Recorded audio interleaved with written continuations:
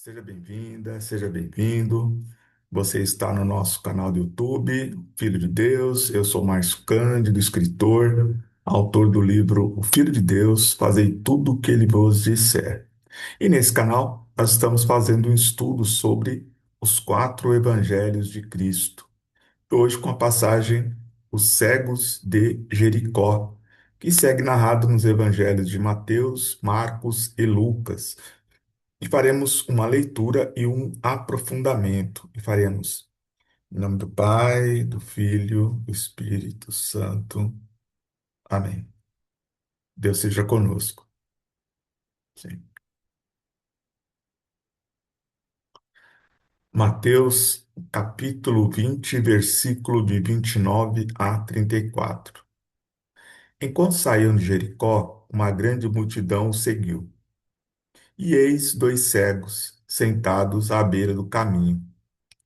Ouvindo que Jesus passava, puseram-se a gritar: Senhor, filho de Davi, tem compaixão de nós. A multidão repreendeu-os para que se calassem. Mas eles gritavam ainda mais alto: Senhor, filho de Davi, tem compaixão de nós.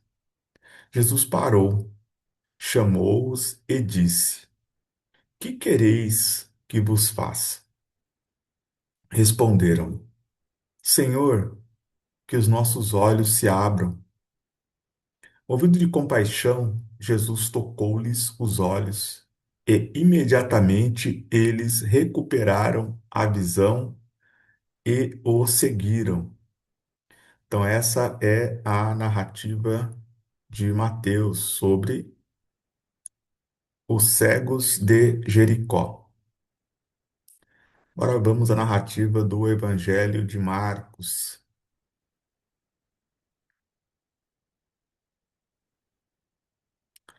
Marcos, capítulo 10, versículo 46 a 52. Chegaram a Jericó. Ao sair de Jericó, com os seus discípulos e grande multidão, estavam sentados à beira do caminho, mendigando o cego Bartimeu, filho de Timeu. Quando ouviu que era Jesus, o Nazareno, que passava, começou a gritar: Filho de Davi, Jesus, tem compaixão de mim.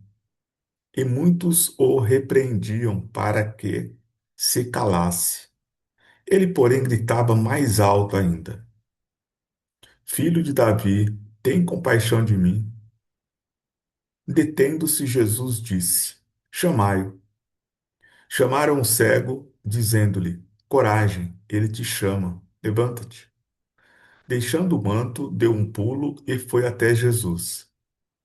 Então Jesus lhe disse: Que queres que te faça? O cego respondeu: Rabone, que eu possa ver novamente. Jesus lhe disse: Vai, tua fé te salvou. No mesmo instante, ele recuperou a vista e o seguia no caminho. Então, essa é a narrativa de Marcos sobre o cego de Jericó. Agora vamos ao Evangelho de Lucas sobre a mesma passagem. Lucas, capítulo 18, versículo de 35 a 43. Quando ele se aproximava de Jericó, havia um cego mendigando, sentado à beira do caminho. Ouvindo os passos da multidão que transitava, perguntou o que era. Informaram-no que Jesus, o Nazareno, passava. E ele pôs-se a gritar: Jesus, filho de Davi, tem compaixão de mim. Os que estavam à frente repreendiam-no para que ficasse em silêncio. Ele, porém, gritava mais ainda: Filho de Davi, tem compaixão de mim. Jesus se deteve e mandou que lhe o trouxessem. Quando chegou perto, perguntou-lhe: Que queres que eu faça? Ele respondeu: Senhor, que possa ver novamente. Jesus lhe disse: Vê de novo, tua fé te salvou. No mesmo instante, recuperou a vista e seguia a Jesus, glorificando a Deus. E vendo o acontecido, todo o povo celebrou os louvores de Deus. Então, essa é a narrativa do Evangelho de Lucas sobre os cegos de Jericó. Bem, agora vamos fazer uma reflexão, né, sobre essa passagem. Mas antes disso, quero te convidar, se você ainda não se inscreveu no nosso canal, se inscreva para não perder nenhuma de nossas atualizações. Compartilha para que mais um irmão, uma irmã também possa fazer parte desse estudo. Deixa aqui o seu comentário sobre o que você acha dessa passagem, qual a sua opinião aqui sobre esse estudo. E também deixa aqui a sua curtida, que é muito importante para fortalecer o alcance do nosso canal. Amém? Bom, qual a situação que nós temos aqui? As três narrativas, elas falam sobre os cegos, né?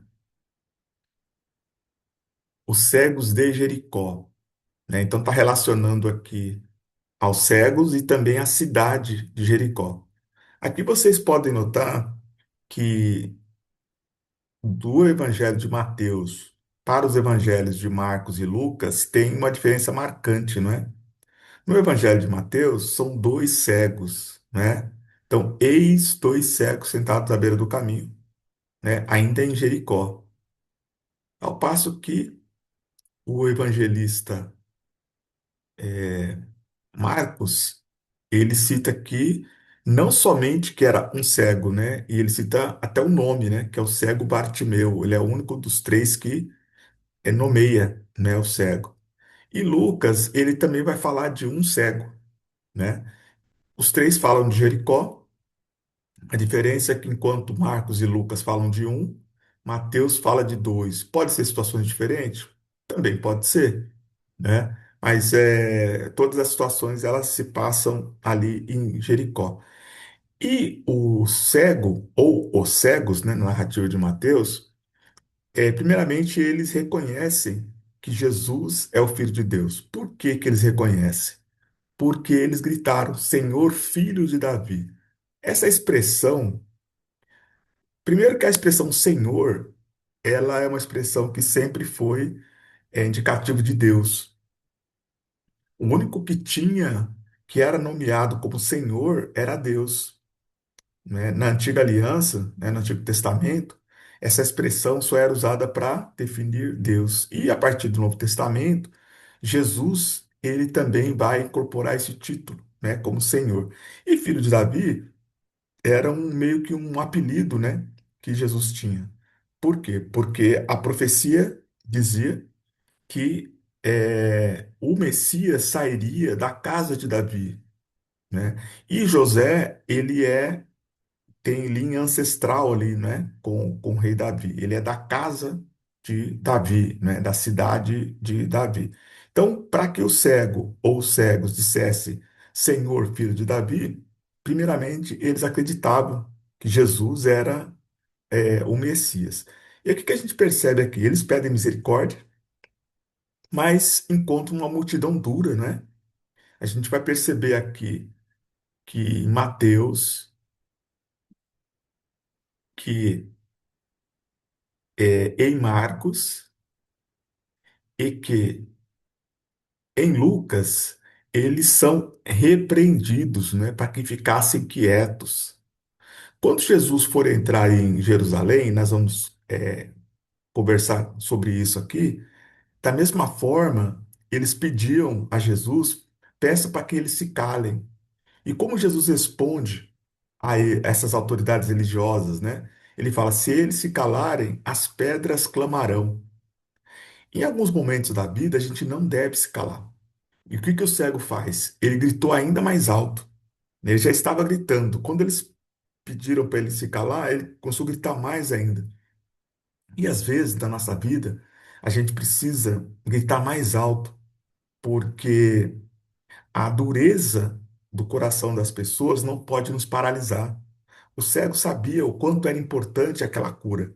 E ele sabia diante de quem ele estava, uma vez que ele chamava de Senhor, filho de Davi. e ele superou os bloqueios de quem tentava impedi-lo. Então, na nossa vida é muito importante a gente não se calar diante da dureza dos outros. Então, se você acredita, e o cego acreditava, não, eu preciso ir até esse homem porque ele vai me salvar, ele vai me curar. E quantas vezes que a gente recua porque os outros peçam que a gente se cale, mas a gente sabia que iria encontrar uma graça e seria recompensado, mas a gente recua. O cego, ao contrário, ele grita mais alto ainda para que Jesus o ouvisse. E Jesus, ele tem uma atenção, né? Então Jesus, ele para, né? Ninguém foi chamar Jesus. Eles estavam gritando, e Jesus estava andando, e Jesus, ele para e pede para que o cego se apresente, né? Aqui nós estamos em Mateus, vamos aqui também, né? Porque os demais seguem essa narrativa também, né? Aqui, mesmo citando um único cego, né? Tem essa diferença de quantidade, mas depois a narrativa ela segue o mesmo parâmetro, né? Você pega aqui em Marcos e também em Lucas, o que que acontece? Quando Jesus para, ele faz uma pergunta, né? É, o que queres que eu faça? Aí você vai falar assim, mas é um cego, é óbvio que ele queria enxergar. Mas Jesus, e é preciso prestar muita atenção nos evangelhos, porque Jesus ele deixa muitos códigos, né? Jesus pergunta, o que queres que eu te faça? Porque o cego acreditava que Jesus era o Filho de Deus. Ele podia pedir outras coisas. Ele teve foco, né? Então, o que que ele pede? Que eu possa ver novamente. Então, nas três situações aqui, dos cegos e do cego, eles pedem uma única coisa: que possa ver novamente. Será que você, se estivesse na frente de Deus, e aí Jesus fizesse uma pergunta para você, e falasse: "Ó, o que você quer que eu te faça?" Muito provavelmente você vai puxar uma cadeira para Jesus sentar para ele ouvir a sua lista de reivindicação. Mas será que o que você está pedindo é o que você precisa? Ou você é ambicioso e quer aproveitar da situação e ter tudo que você quer numa mesma hora? Para pensar nisso? Aqui nós estamos falando de cegos. Mas quantas e quantas vezes na nossa vida nós somos cegos porque a gente não consegue enxergar de fato aquilo que a gente precisa. E a gente não sabe pedir, né? Quer tudo, mas deixa muitas vezes de pedir o essencial. E o cego pede o essencial, que era a recuperação da vista. E Jesus, ele recompensa com a fé. O que que ele fala? Vê de novo, tua fé te salvou. Você não vai ver Jesus falando assim, vai que eu te curei. Não. Por quê? Porque se aqueles cegos não acreditassem, não tivessem fé, a cura não viria. E ainda hoje é assim. Você pode pedir para Deus, mas se você não acreditar que Deus tem poder para fazer a maravilha que você pediu, você não vai conseguir. Porque muitas vezes você pede a Deus, mas no fundo, no fundo, enquanto você pede, você está pensando de como é que você vai resolver aquela situação. Ora, se você está pedindo a Deus, por que que você está pensando na sua cabeça como é que você vai conseguir resolver? Aquilo que nós podemos resolver, nós faremos. Para Deus, a gente pede aquilo que está além do nosso alcance. E muitas vezes a gente fica pedindo para Deus coisas que você pode fazer. Deus quer ver o seu esforço, porque Deus nos deu inteligência. E Ele sabe até onde a gente tem capacidade de chegar. Amém? Então, essa passagem dos cegos, ela ensina e muito a nossa relação com Deus, né? A nossa reivindicação, que a gente saiba pedir corretamente exatamente aquilo que precisa sem ganância, mas com foco naquela graça que você precisa receber, né? Tanto que Jesus ele fala, né, que quando você orar, para que você não multiplique as palavras. Por isso ele nos ensinou a rezar o Pai Nosso, né? Então, meu irmão, minha irmã, quero finalizar aqui dizendo que nós precisamos aprender com os cegos, né? Ter foco na hora que nós nos dirigirmos a Deus, pedir exatamente aquilo que de fato renova a nossa vida, aquilo que transforma a nossa vida, né? E ter fé, não se calar diante das pessoas que são duras de coração, não recuar. Se você de fato acredita que Deus vai mudar a sua vida, você vai passar por cima da dureza do coração dos homens e vai atrás do único que pode te mostrar o caminho, resolver e te dar a sua graça. Amém? Muita luz no seu caminho, muita paz, muita força na caminhada. Abraço.